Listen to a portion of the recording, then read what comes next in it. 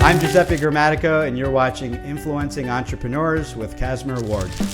After years of teaching entrepreneurship and consulting business owners, I realized that true knowledge comes from the wins and losses of those entrepreneurs. These are the stories of those business leaders. I'm Cassmer Ward, and this is Influencing Entrepreneurs.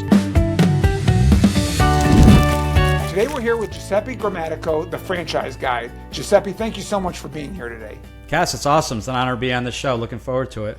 We got a lot to talk about, but what I really want to start off with is a question that's been asked to me in the classroom time and time again. Are entrepreneurs made or are they born that way?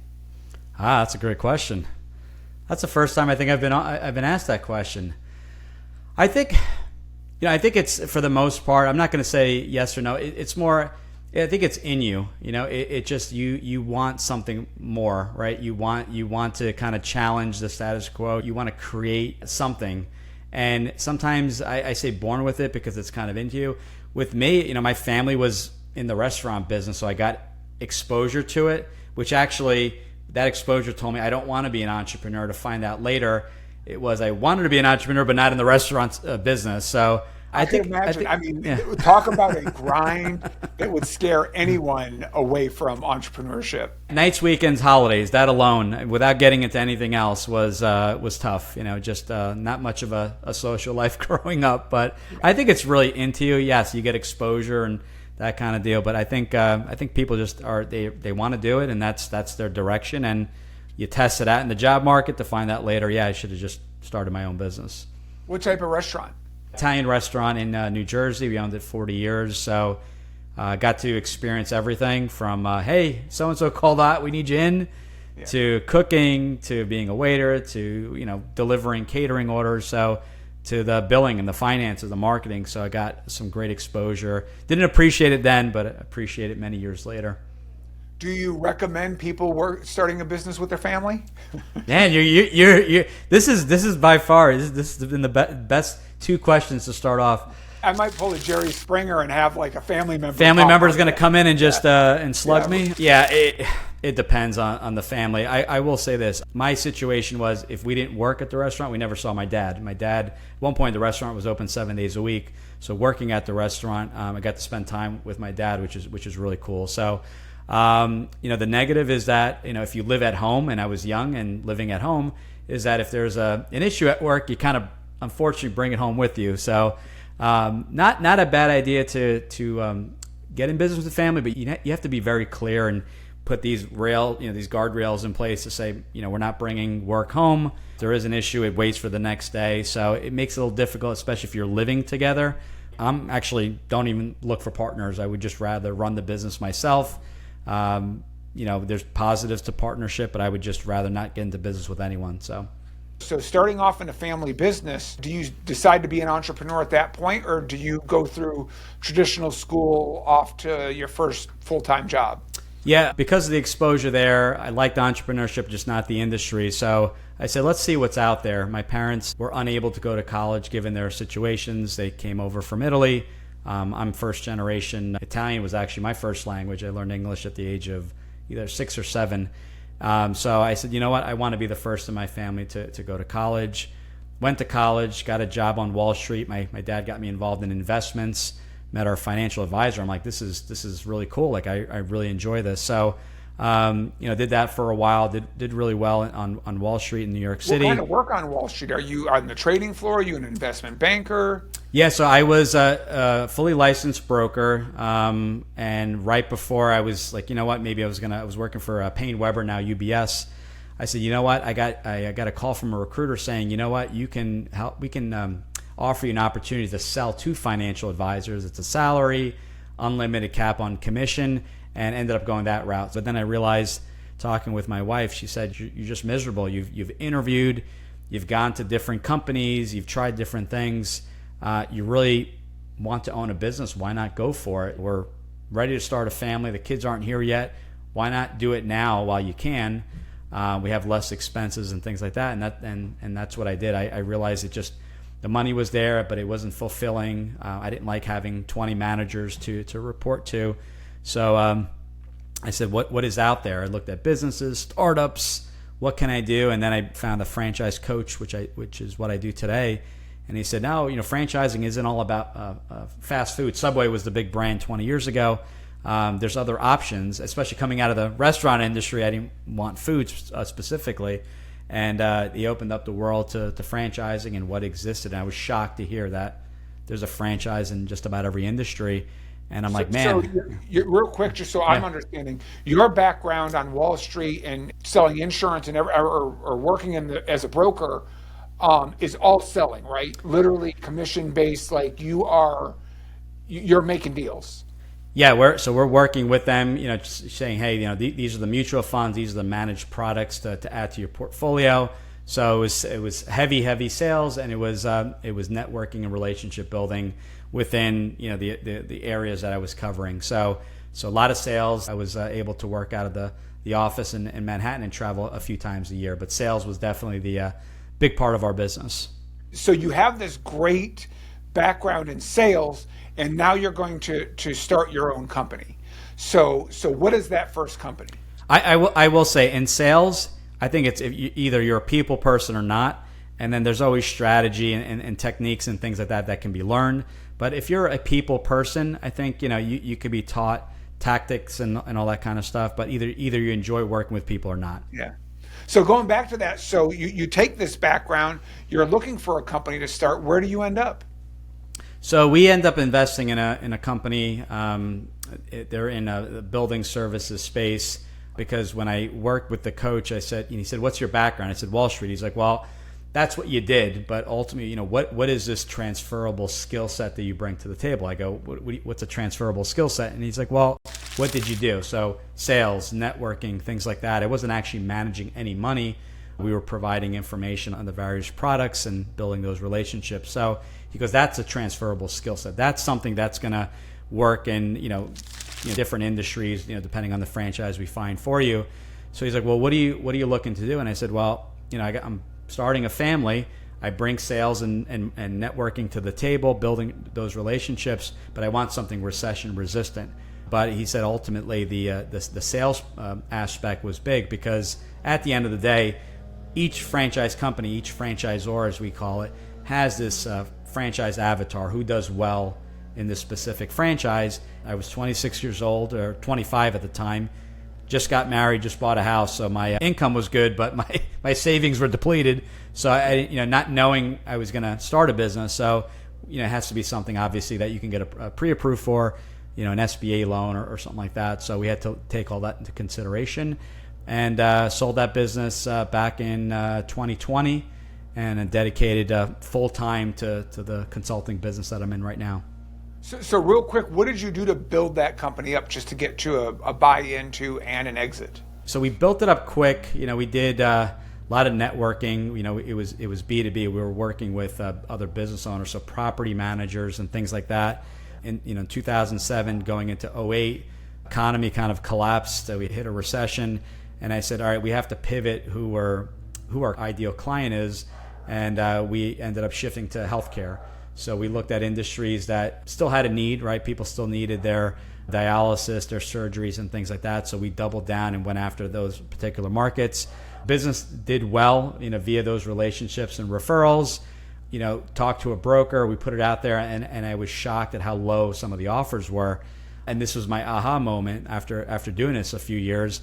And it was because the business was incredibly profitable, but I was also putting in an incredible amount of time in the business. And the new owners wanted just to throw a general manager to replace me and pull out the the income. And they said, well, after putting in a manager and bonus and this and that, you're not left with as much as you think. And given the multiples, between 3 and 5 was the average, we'll call it 4, it wasn't exactly where I wanted to be. So from that point on, I realized, what, I need to really take advantage of the systems in place from the franchise, or because I need to distance myself from the business. I need to work on it so that everything is running without me, so that when a buyer comes in, they can really focus on how profitable the business is and how little time I have to spend in the business, if that makes sense. No, it makes perfect sense. So as you do exit that, you go to the franchise route, and tell me more about that. So we sold that franchise. I had said, okay, what's next? And after the experience that I had, and I got into this actually before I sold the franchise, I was proactive about it and became a franchise consultant back in 2018, and said, you know what, I had such a great experience. I think I can add so much more value in helping people figure out if a franchise is a good fit. So, went to one of the most reputable companies that I knew, of Franchoice, and they are essentially partner with them. I'm an independent consultant. We cover the whole U.S. and Canada, and I said I want to team up with you for the training, the resources, and everything else that they offer, which even includes helping to pre-screen companies.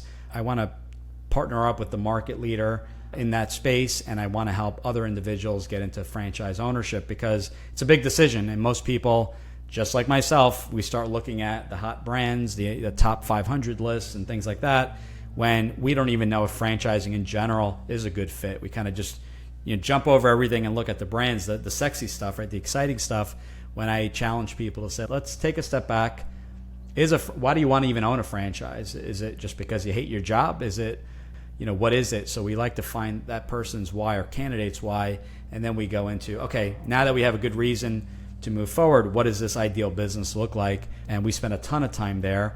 And from there, we look at what's available in that individual's market. And sometimes we find the perfect brands, but they're not available. They're sold out. If they're that good of a brand, odds are they may be sold out in certain parts of the country. So since it is such a big decision, just like buying a home, I really wanted to coach people throughout the process and help them as much as possible, given my experience from corporate to from employee to employer, and some of the mistakes I made, like trying to sell the business and working too many hours, to help people just avoid those mistakes. I'm just being very clear on this. Everything you're doing is looking for those willing to invest in a franchise, and just kind of helping them find their, you're a matchmaker at the end of the day. We are matchmakers. Someone said the eHarmony of franchising. I heard someone say in a podcast.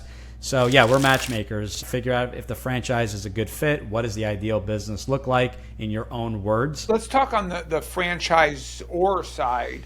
There's a lot out there that try to franchise their idea and package it up, and some do it well, some do it bad. Since you're able to look from the outside in, what should those companies be doing when they're going that route? Why the heck would anyone want to invest in this franchise? Ask yourself that question. Do you have a proof of concept? Some franchises have a couple locations, or businesses have a couple locations before they franchise. I always say, it'd be nice if they were in different markets, not in the same state, to kind of challenge it. Does it work on the East Coast and the West Coast? There's no right or wrong. Ultimately, it's based off of what you are comfortable with. But ultimately, the potential franchisee, what we call the franchise candidate, is looking. First off, they want the information. If they have a question, they want questions answered quickly. They want to speak with the franchisor. They want to kind of get a general feeling of the average day in the life of a franchisee, and then get to speak with existing franchisees. Now, it may be a newer brand. There may only be one or two franchisees, and that's with an emerging concept, something that's new. That's normal, right? You have to start somewhere. So you may only have a couple franchisees to speak with if you're someone looking to invest in the franchise. But going back to your question, having the financials in there, what does it take on the investment side to open this business? What are the expenses, the startups, and everything? What are the time frames to get open? If it's something that is in a brick and mortar food type of concept, fast casual, how are you helping me? Where am I finding my staff? What does that look like? It's answering those questions. Know ahead of time the pain points. Usually it's employees and staff. It's getting my leads. It's marketing. So what are you doing? And a lot of brands will outsource and say, we'll handle all your digital marketing and funnel those leads to a call center. From there, it is on you, and we will help train you in the sales process to close that business. So there's quite a bit there. We could spend a whole show just on that, but as a potential franchisor, I would say spend a lot of time there. And if the money isn't there, if you want to start slowly, you don't have to go national. There are brands like In-N-Out and some others that are regional. So it could be just something on the East Coast until you get comfortable, and then start working your way out over to the West Coast. So they're different, or even regional, just the tri-state area where I live in, New York, New Jersey, PA. So you don't have to go nationally day one. So you need funds. You need a good attorney to create that FDD, that franchise disclosure document, and always look for ways of improving the system and taking care of all those pain points. I want to ask you what you look for and warning signs, but let's go eHarmony. When you're helping someone like me look for a franchise, what are some of the turn-ons? Yeah, so we go back to the basic. Why do you want a franchise and what's your goal here? Some people are looking to build a family legacy, so they're not so concerned about quickly ramping this thing up day one. They have a little bit more runway. Other people, you know what, I'm looking to open up as quickly as possible and potentially flip it in 4 or 5 years. Those are going to be different strategies. But I'll ask them, what do you bring to the table? What do you like doing? Do you like sales? Do you want to have a sales role in the business? Where are you located? What's the investment range? We start looking at all those different items because it starts to narrow down the universe. You can get into the multi-millions for a single location, for a standalone building. You're getting into trampoline parks and things like that. Your market's also going to dictate the pricing where you're opening. Is it in a city? Is it more rural? But we're going to look at all those things you enjoy in the business. And, we'll start, I call them trial balloons. We'll start giving examples because in many cases, most of the people I work with have never owned the business. So I may give an example of a water and smoke restoration business. Well, I don't have an experience there. And I go, that's fine. Most brands don't require experience. They're looking for the skill set. So average day in a life is networking at Chamber of Commerce events and having a few technicians and a salesperson on staff to help grow the business and obviously complete the business. Well, what about insurance? You get a lot of these questions. And I go, a good franchisor is going to assist you with training, insurance requirements, and even getting licensing specifically in your state, because every state is going to have different laws and different ways of going about getting the license. Regardless if you're in a roofing business, a painting business, or a cleaning business, your role is the same. It's really to have eventually that general manager either right out the gate or down the road so that you can work on the business, decide when to add additional territories and markets, when to add complementary franchises. Maybe you had a roofing business. Naturally, you can add on a cleaning business because they make a mess. Just making this up. So you can look for different ways of growing it, when to add staff, when to add territory and things like that. So we ask for feedback. Without feedback, I can't do my job. I'm good at what I do, but without feedback, if you just say, I don't know, I need to know what you like, but what you don't like. When people see a business like dog waste removal, they think they're going to be the ones going out there picking up dog waste, when that's far from the fact. They're having you go out there and really network and not necessarily do the actual work, but maybe stay in touch with the customers. So it's really just gathering that information, giving examples, getting feedback until we have this, what we call a franchise model, which is a summary of what the ideal business looks like. And then we go to market to see what is available specifically in the town that they live in. After you have that, you have my profile, and I come in and now you got to matchmake me. Mm-hmm. And maybe I've got ideas like I want to own a McDonald's, I want to own a Subway, I want to own oil change stuff. In all, you're trying to get me the best match. Mm-hmm.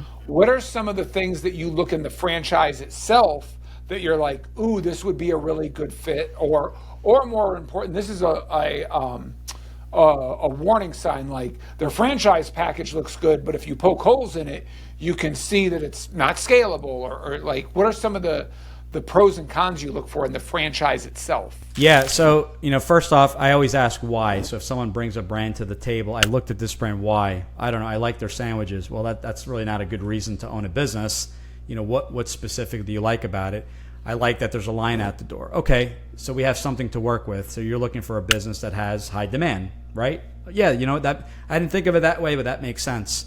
One quick way is show me your financials. If someone is not open to sharing their financials, and we're looking very high level. I don't need account numbers and exact amounts, but you have to qualify, believe it or not, for a franchise. If you don't have liquidity net worth to meet the requirements of the franchisor will not have that conversation. Now, if you're close or you're thinking of bringing on an investor, that's a completely different situation. If someone is telling me, they tell me two things. I need to scale right away. I'm ready to lose my mind at the job, or I just lost my job. I need to start up, and I'm looking at this franchise that offers massage services. I'm like, great, probably not a good fit. And they'll come back and say, well, why do you say that? We haven't even discussed it. And I said, you need to start something up right away. It could take you up to a year to get that location open. And they go, you know what? I didn't think of that. So, we look at items like that as well. Availability is also a big one, because sometimes we find the brand, but it's an hour away from where you currently reside. And I don't like to kill deals and say, well, it can't be done, but I'll come back and say, you need to speak with the franchisor and the franchisee to say how much travel, if it's a physical location or if it's a service business, how much travel is required, because you may only have to travel in the field once a month. If people tell me they have a sales background, but they want to keep the investment really low for whatever reason, I have go-tos. I have brands like expense reduction, brands that help small businesses cut back on expenses. Some people will tell me, financially they're strong. That's not really a number. I need to know kind of what it is that you have access to, and that helps to scale down the search. And I may come back and say, you know what, based off your financials, and you're telling me we should stick with a home-based service business. You'll be up and running a lot quicker, and the investment will be much less. A lot of these, like getting a figure for what my role is, but let's say I come in and I say, Giuseppe, I hear a lot about this franchise stuff, but I got a really good job, and I really do not want to leave right now. Am I even a candidate for franchising? It depends. You could be, in that, if you are looking to keep your job and kind of dip your toe in entrepreneurship, I always recommend, if you could do it full time, that's probably the best route. If you can afford it, you immerse yourself in the business. I did that. I left my job. Full disclosure, I didn't like my job nor the commute. Some people don't mind their job. So going back to your question, can you run the business and keep your job? Yes. Number one, you got to factor in a few things. Number one, does the franchisor allow that? Some franchise companies want you to be full-time that first year, or at least the first 6 months, to get the business up and running. So that's one thing that I would know. If someone said to me, well, I like this brand, they don't allow part-time ownership. You have to decide if you can leave your job. So that's going to be number one. Number two, your investment could be higher. Why could it be higher? You may need to hire an extra employee, an empowered employee, a general manager in place to replace you, based off of what your availability is. So I always tell people, run an analysis with a manager, without a manager. If you were to leave your job, you would have less expense in the business startup, and you can potentially pay yourself a salary. So run the different analysis. Maybe it's not your $200K salary, maybe it's significantly less, but it's enough to get you by the first year. So in a lot of these, matchmaking sessions, like getting people into a franchise, tell me about one that you saw that it looked like it was a mix, but it was maybe, I don't want to call it high risk, but you're like, the stars are going to have to align for this to work out, but it took off. Like that success that you probably would have been like, this is a long shot. That's a good question. One gentleman was that we were, I'm not going to name names or brands, keep everything confidential, fine, but he was kind of all over the place. And we looked at brand, he ripped every brand apart. And I said, the feedback you're giving to me, everything, these brands, they check off the boxes, what's wrong? And he's like, I don't like this, I don't like that. There's competition. And I go, in reality, you're always going to do research in your local market, right? Every market is different. Competition is not a bad thing. That shows that there's demand. But you could do a simple task like, hey, have you ever reached out to a handyman service? I know I have in the past. Reached out to 5 companies. Maybe I heard back from 1. So just because there is competition, is anyone actually doing well? Are they even getting to the point of the job, if you even get a call back? So we spent a lot of time. I told him, if you find a brand you like, which he was on the fence with one, he dragged his feet too long. I said, other individuals can look at your market. You're not that far along that the brand has locked in that territory.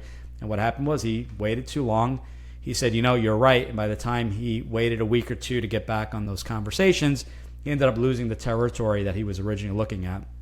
And usually in franchising, you get invited to a discovery day, or they call it a confirmation day, and that's the final stage where you meet the founders, the CEO, other franchise candidates, and make your the final meeting. And then the franchisor meets as a team, and they will formally approve. So that individual dragged his feet, lost out, and we pivoted to another home services franchise that was available in his market. And he's like, I'm not having this happen again.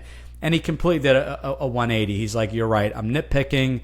I'm completely looking at the negative. After realizing that This perfect business did not exist. He had moved forward. I think he's in business now 3 years. The first year was that learning year. Never owned the business. Maybe owned an Airbnb or two. There was definitely some growing pains, but he's doing great. He's like, I'm doing great. The franchisor has introduced other revenue streams, costing him a few bucks between training and equipment.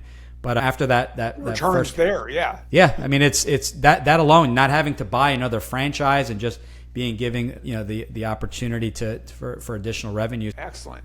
What about the ones like and I don't know if it's a skill set, I don't know if maybe it's a personality trait flaw. What about the ones where you're like getting into this franchise is a slam dunk and somebody goes in there and they boof it. They don't take advantage of it. I had a conversation, this is going back about 6 months ago, and they were struggling.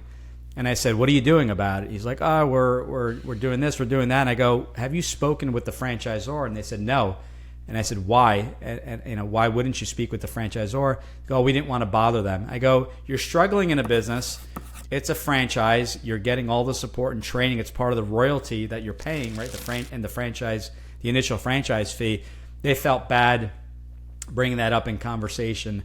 They thought it was frowned upon. And I said, that's their role. Their role is to train you. If you are stuck, hey, I'm a phone call away. What's up? What's the issue? In this person's situation, business was great. That's the crazy part. Business was actually phenomenal. He had too many employees. He kind of anticipated future growth, and he hired all these people full time. And I said, well, talk to the franchisor, see what they say. And he ended up saying, you know what? I had the staff for a multi-million-dollar business, but we're not even at the $1 million stage yet. So that was it. It was just the staff was eroding his profits because he didn't have the business to justify it. There's a simple calculation. For every million in revenue, you need about, hypothetically, 2 employees. So if you have 6 employees, you got to be doing $3 million in business. So it kind of felt bad. I had another individual that was gung-ho, following the system, and then all of a sudden, just the salary kind of overpaying on the not overpaying, but paying themselves a pretty hefty salary at the cost of not being able to do the marketing. So when I said, well, where do you think the pain point is? We're not getting enough lead flow.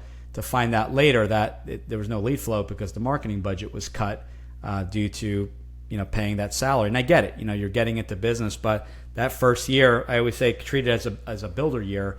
You want to build a business. You want to reinvest as much as possible.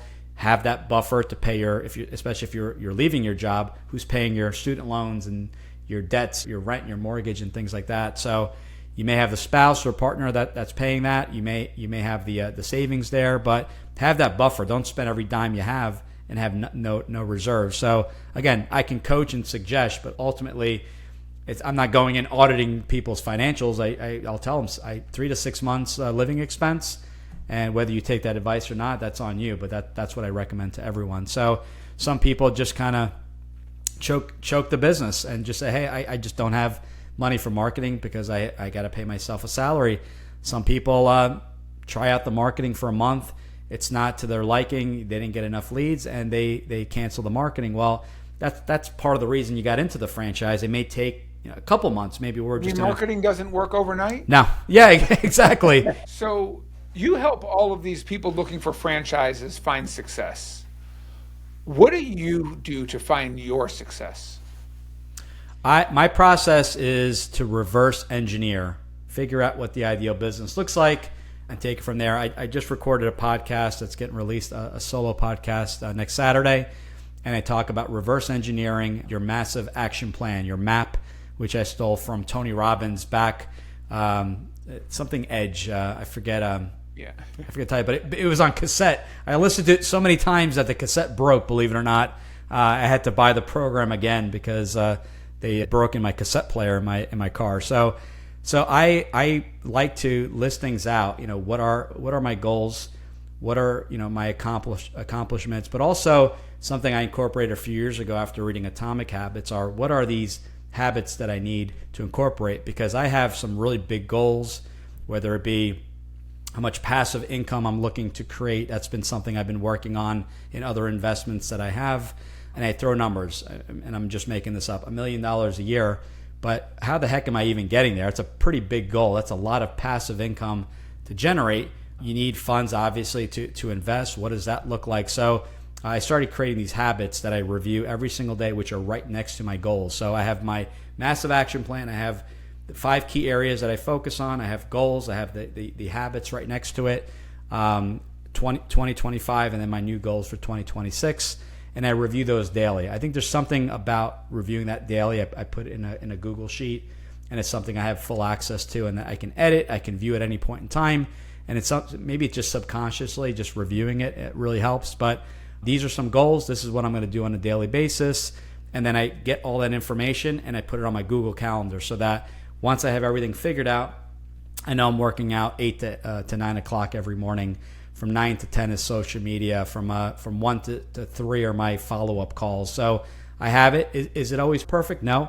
Sometimes a call goes over, or I'm recording a podcast and it pushes the time frames around. But I put it on there and I treat it like an event. I would never miss an event. I would never miss a podcast, but I missed a workout. So by putting it on the calendar, it motivates me to not to skip it, right? Treat it like just any other meeting. So I work in reverse. What are the goals? What are the things I want to create? How many individuals do I want to help? My goal is to help, a million people will call by the end of my career, explore franchising. And the key word there is explore. Not everyone's going to buy a franchise. Historically, maybe it's 1 in 4 people that have had a second call with me will end up moving forward with the franchise. But ultimately, it's not a fit for everyone. Or it is, but the timing isn't right. So my goal is not to push people into franchising. It's to educate as much as possible for them to make their own decisions. And that's why we launched the podcast in 2020. As we kind of come to an end, a question that I really wanted to think from the beginning was, have you helped any family Italian restaurants franchise? That's a good question. No, we work with some franchises in the pizza space. Pizza, I guess, small Italian restaurant. Maybe not a full menu, but more on the pizza side. That's a brand we just started working with earlier this year. Growing up in a family business and you not going that route, has any of your family wanted to come along and do this with you? Yeah, interestingly enough, we have a family member that reached out not too long ago, and they're exploring different options. When they realize what exists out there, and you don't have to have this big footprint. We had a 2,400 square foot restaurant. I think that was the size of the restaurant. Not a huge restaurant, but it's considerable when it came to paying rent, and realizing that you can have a business with that you're paying rent regardless if you're open or closed. That you may have 20 or 30 employees. To something that you can run a salon suite. You can run from, you have a physical location, but essentially have no employees. They're like, oh my gosh, like that's interesting. I can run a business without employees, or I can run a business without hiring a W-2, but have a couple contractors supporting me. They're shocked. So when I tell people, like, I own this massive restaurant, I have 100 employees versus this smaller business with 2 employees, people are shocked by that. And like, yeah, show me that. I want something a little bit simpler.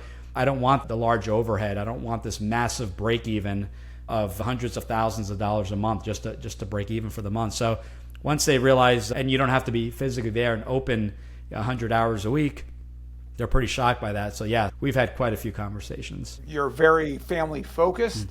Do you sense that you've made, or they were born that way, entrepreneurs in your household besides yourself? We're going to find out. My son is 18, exploring colleges, just submitted the applications. And recently we toyed with the idea of a franchise, what that may look like, going directly to college, the franchise business to start, or maybe running them both simultaneously. Expressed a lot of interest there. But we did toy with the idea of starting a franchise together, kind of as a learning experience. But there's definitely an interest, and there's a spark in the belly. So, well, it sounds like he's actually on the same path that you took, so that's great to hear. Originally, my son was looking at business and computer programming, so it's like, will computer programming exist, or will it be all AI generated?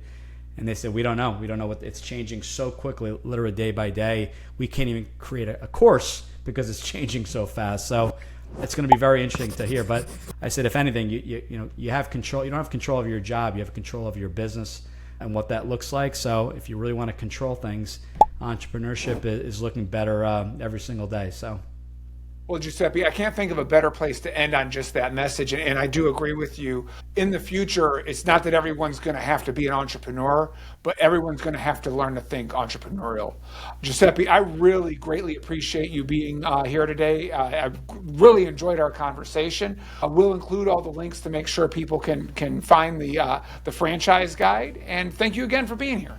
I appreciate it, Cass. It was fun. Great questions. You stumped me on a few. I had to think there, so I appreciate that. I didn't get the easy questions, but this has been one of my favorite interviews, so I appreciate it's been an honor being on the show. I appreciate it as well. You have a great day. Thanks, you too. Thanks for watching. To watch more episodes of Influencing Entrepreneurs, be sure to subscribe on YouTube at Nexagy Education.